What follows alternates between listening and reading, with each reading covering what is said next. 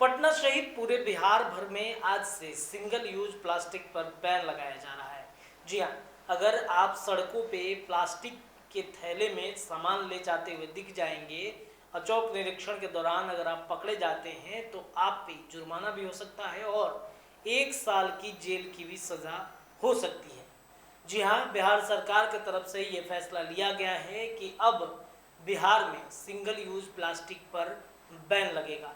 जिस तरीके से बिहार में लगातार प्रदूषण फैल रहा है, लगातार जिस तरीके से बिहार में कचरा को लेकर के, यानी कि बिहार की बातचीत करें, पटना की बातचीत करें तो लगभग कई लाख टन प्लास्टिक पटना से निकलते हैं। पटना के हर एक घरों से जब कूड़ा कचरा उठाया जाता है तो सबसे ज़्यादा उसमें अगर पाए जाते हैं तो वो प्लास्टिक होते हैं, जिससे कहीं ना कहीं प्लास्टिक डंप करने में काफ़ी परेशानियां होती हैं।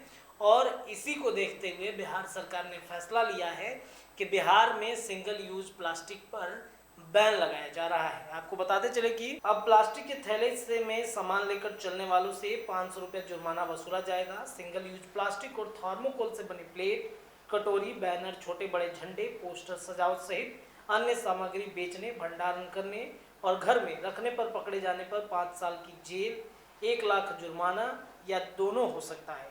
19 तरीके सिंगल यूज वाले प्लास्टिक उत्पादों पर प्रतिबंध लागू है। एक नगर निगम अधिकारी के मुताबिक नगर के 75 वार्ड में हर दिन करीब 924 टन कूड़ा कचरा निकलता है। इसमें 10 से 12 टन सिंगल यूज प्लास्टिक और थर्मोकोल से बनी सामग्री रहती है। कूड़ा कचरा निकलता है। शहर में बिक्री, यातायात और उत्पादन पर पूरी तरीके से प्रतिबंध है। पटना नगर निगम शहर क्षेत्रों के मॉल, होटल, किराना दुकान, मीट मुर्गा के दुकान, सड़क के वेंडर सहित सभी वार्डों में सिंगल यूज प्लास्टिक और थर्मोकोल के खिलाफ अभियान चलाकर लोगों को पकड़ने के लिए टीम बनाई है। नगर निगम के अपर मुख्य नगर आयुक्त शीला ईरानी जांच टीम का चौक निरीक्षण करेंगी।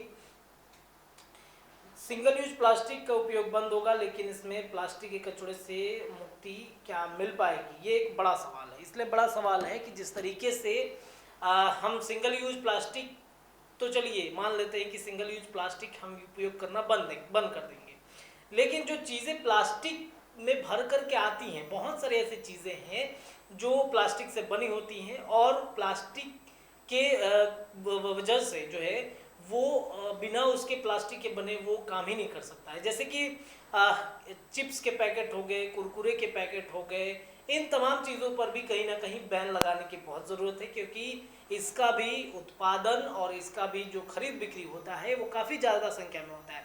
और सिर्फ कुरकुरे चिप्स का ही बात नहीं है, कई ऐसे चीज़ें जिनके पैकेटिंग में पैकेजिंग को लेकर के प्लास्टिक का ही निर्माण होता है। तो अगर सिंगल यूज प्लास्टिक पर बैन लग रहा है तो इन चीज़ों पे भी बैन लगनी बहुत ज़रूरत है, क्योंकि ये भी एक प्लास्टिक का हिस्सा है। कई चीज़ें ऐसे मिल जाएंगी, हम हर चीज़ों पे प्लास्टिक का ही उपयोग करते हैं।